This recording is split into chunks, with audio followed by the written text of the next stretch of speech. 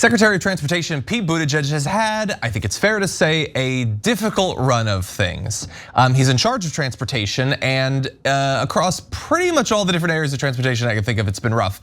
Gas prices have made driving hard. The planes haven't worked in like 2 years, and train travel, especially freight travel, has been it's faced some obstacles in terms of the trains not being on the tracks where they should be. So if you have an opportunity to talk to Pete Buttigieg, I can't think of a more interesting member of the Biden cabinet to speak to. And Wired actually just recently had an opportunity to talk to Pete Buttigieg. There are any number of interesting questions to ask him, but you'll have to wait for the next interview, I suppose, for that, because instead we got this. And I love this article because there's nothing I enjoy more on the internet than really not being sure if something is satire or not. Now, I come out of all of my research, I have found no evidence that this is satirical. It's being presented as 100% honest, and yet there is something inside of me that does not want to accept that. Let's see if you experience the same sensation. First of all, the name of the article is Pete Buttigieg Loves God, Beer, and His Electric Mustang. Come, you guys are a joke. A hilarious joke. I thought it was parody, John. I really did. Yeah. Like you did. Look, the sentence below it is maybe even more embarrassing, which is why I think they made the font smaller. Sure, the US Secretary of Transportation has thoughts on building bridges, but infrastructure occupies just a sliver of his voluminous mind. You're not legally allowed to say that the person that you're interviewing that's a member of like the government has a voluminous mind. Apparently you are. I guess freedom of speech. Elon Musk did bring it back. Anyway, I want to read the first 2 paragraphs of the article, because if I don't read every word, there's no way that you're gonna believe that this is actually what it said. And again, could be satire, but I've seen no proof of it.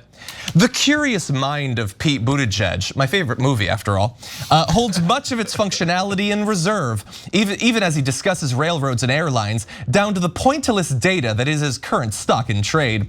The US Secretary of Transportation comes off like a Mensa black card holder who might have a secret go habit, or a 3-second Rubik's Cube solution, or a knack for supplying, off the top of his head, the day of the week for a random date in 1404, along with a non-condescending history of the Julian and Gregorian calendars. That can't be an actual paragraph that a person wrote that went through editors that was not intended to satirize modern media. That has to be what's behind this. Let's dig deeper. As Secretary Buttigieg and I talked in his under-furnished corner office one afternoon in early spring, I slowly became aware that his cabinet job requires only a modest portion of his cognitive powers. Jesus. Other mental facilities, no kidding, are apportioned to the Iliad, Puritan historiography, and Nosgård's Spring, though not in the original Norwegian, slacker. Fortunately, he was willing to devote yet another apse in his cathedral mind to making his ideas about 3 mighty themes: neoliberalism, masculinity, and Christianity intelligible to me. Oh, thank God he was able to finally get through. By the way, it could be satire because there's no doubt that this writer is obviously very intelligent. I have always prided myself on my vocabulary, and there's like 3 or 4 words there, I don't even know what they mean. So clearly the writer's an intelligent person, but those, like I have written anniversary cards to my wife. I wrote my vows. I have written things that are designed to demonstrate the deep connection I have to another person that is deeply complimentary and supportive. And I have never written anything of my wife that is as supportive of a person as this writer just did for the person that they're supposed to be having a critical interview with. No, guys, you gotta be thinking at this point, no, really, it's 50-50, right? Whether it's satire or not. Swear to God, it is not at all satire. You read the whole thing, it's super earnest, and they're actually calling Buttigieg's mind a cathedral mind. Okay, and guys, I went to the same schools as Buttigieg. So not the exact same schools, but went to, here, I'm gonna force to say it, I went to Wharton, the top business school, Columbia Law School, etc. And I know guys who literally were in the same class as Buttigieg, okay?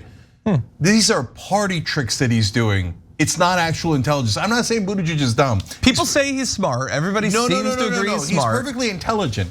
But the idea that he's some sort of beautiful mind genius that you can't understand because he's so busy reading Faustian, whatever. Are you kidding me? Are you kidding me? It's party tricks. Nosgord is acclaimed. Okay. So look, here's what I used to do to give you a sense of what like cheesy guys like me did in school, okay? That's why I can see his party tricks from a mile away, because this is the kind of crap I used to play when I was a kid, okay? You read the first chapter of the book, you read the last chapter of the book, then you read 3 very specific details in the middle, okay? Then when you go to write an essay or talk to a reporter, you mention 3 very specific detailed points, and they go, oh, he has such command of the material, what a cathedral mind. It works on teachers just as well as it works on reporters. It's all a trick, okay? So, and why are they doing this marketing job for Pete Buttigieg? That's the more interesting question. These stories come out when someone's about to run for office. This story is out right now because they're worried about Joe Biden. And they think they might have to send in Pete Buttigieg. And that is why mainstream media has been unleashed to go back to filleting him.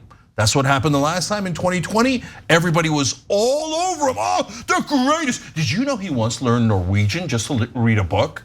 How do you not see that that's a lie? To be fair, I didn't see it in the beginning either. And I've hated myself for not realizing that in day 1, minute 1. You learned Norwegian just to read a book, you liar. A Norwegian reporter asked him something in Norwegian. He's like, what? What? He doesn't know Norwegian, okay? These guys, come on, guys. In the middle of this article, they talk about masculinity. And he's like, well, masculinity is a new definition, etc. On the one hand, I'm gay and I like rearing the children, etc. And he says, so that's part of the new masculinity potentially. I'm like, okay, great, I agree with that, totally, right? And he's like, on the other hand, I've got the traditional things like I like drinking beers and working out with weights and splitting wood. I was like, splitting wood? Splitting wood. You're going out with an axe in Washington, D.C. and splitting wood in the backyard for why? You're the transportation secretary. This is such an obvious lie. If I'm the reporter, he's like, I was out there just this afternoon splitting wood with my axe. Like, really? Really? Can I see your axe? Can I see the wood you split? Because I think you're monumentally full of crap. Instead, Wired Magazine's like, a brilliant cathedral mind. If Biden doesn't run, it should definitely be him and not a progressive. Oh wait, did I say that out loud? Okay, no you didn't. This is pure propaganda disguised as journalism, which to be fair, is almost the entirety of mainstream media. McKinsey's secret. I can't believe you said that on the air. You showed people how to read a book like a Harvard student. Front cover, back cover, and a couple points in the middle. And you're right. I mean, the transportation secretary proving to have a little bit more tough time managing this than he thought it would be at McKinsey. And part of the reason that he gets this glowing press is because one of the open secrets of DC is he spends a lot of his day working with press, having lunch with reporters, managing his brand. And I would love to talk to Pete Buttigieg and explore his cathedral mind, but I can't because the plane from LaGuardia keeps getting canceled because the transportation secretary isn't working. Yeah, I'm gonna read you guys one more example because look, Buttigieg, the reporter could, lengthy interview, could have asked him about all of his failings. Hey Pete, the planes don't seem to work. You're the transportation secretary. Hey Pete, there's like a mushroom cloud over Ohio. You're the transportation secretary, right? Instead, super vague general questions, which Buttigieg responded to with word salad as he always does.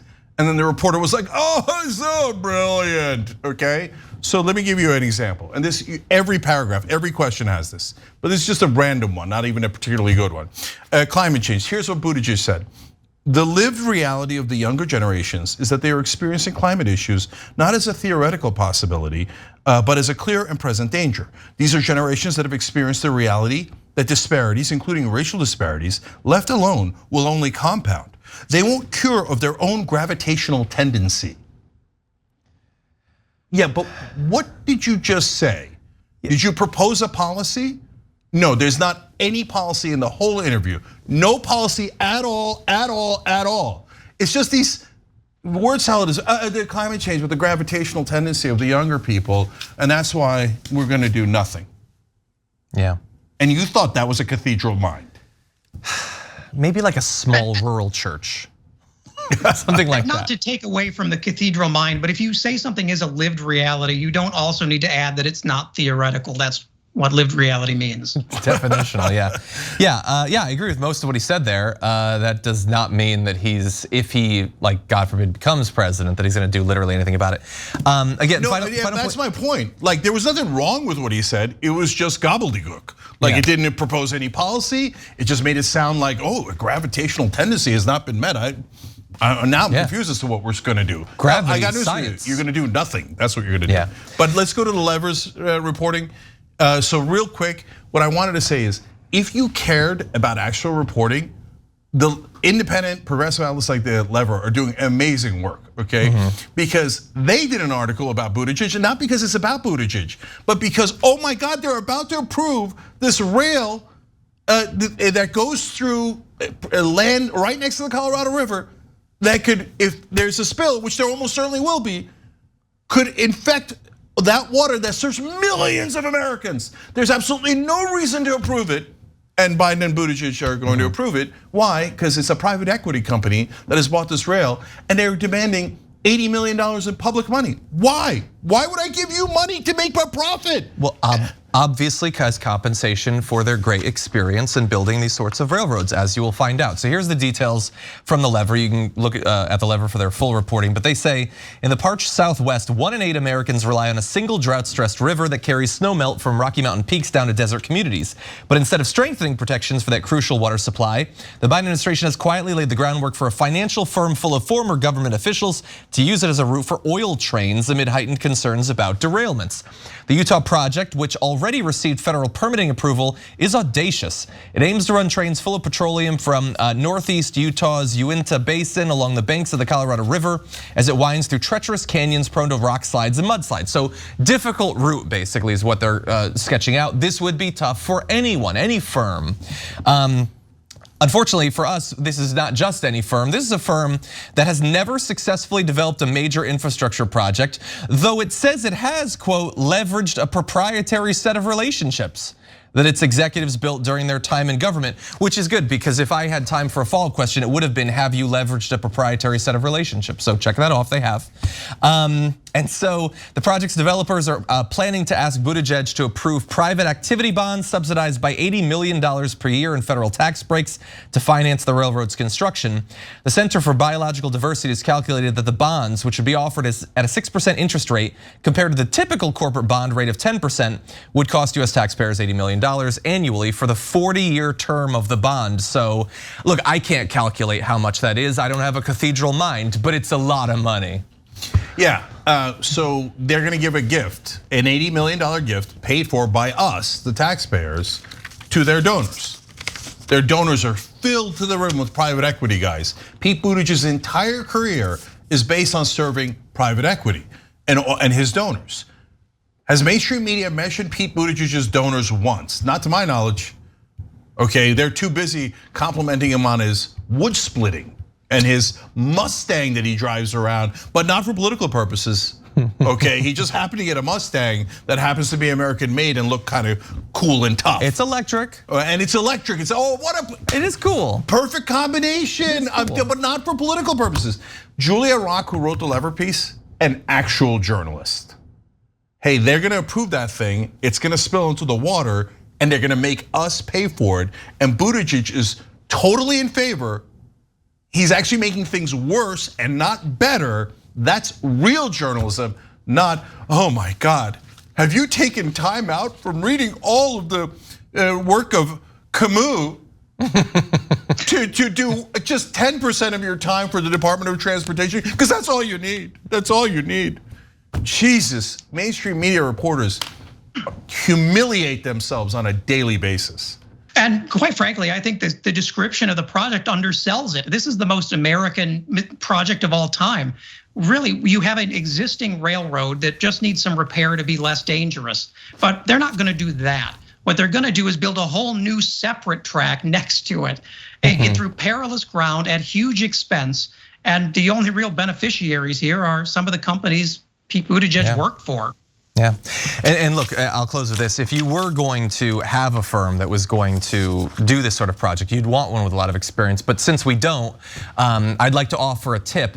If it is gonna go through an area with like really thick forest, I know someone who could help you get through there. Oh yeah, we got a wood splitting expert. Anyway. The Department of Transportation is a tough guy. And remember, everybody, when he runs, much better than every progressive who cannot win. How do you say timber in Norwegian? I don't know, and neither does he. Thanks for watching The Young Turks, really appreciate it. Another way to show support is through YouTube memberships. You'll get to interact with us more. There's live chat emojis, badges. You've got emojis of me, Anna, John, JR, so those are super fun. But you also get playback of our exclusive member-only shows and specials right after they air. So all of that, all you gotta do is click that join button right underneath the video. Thank you.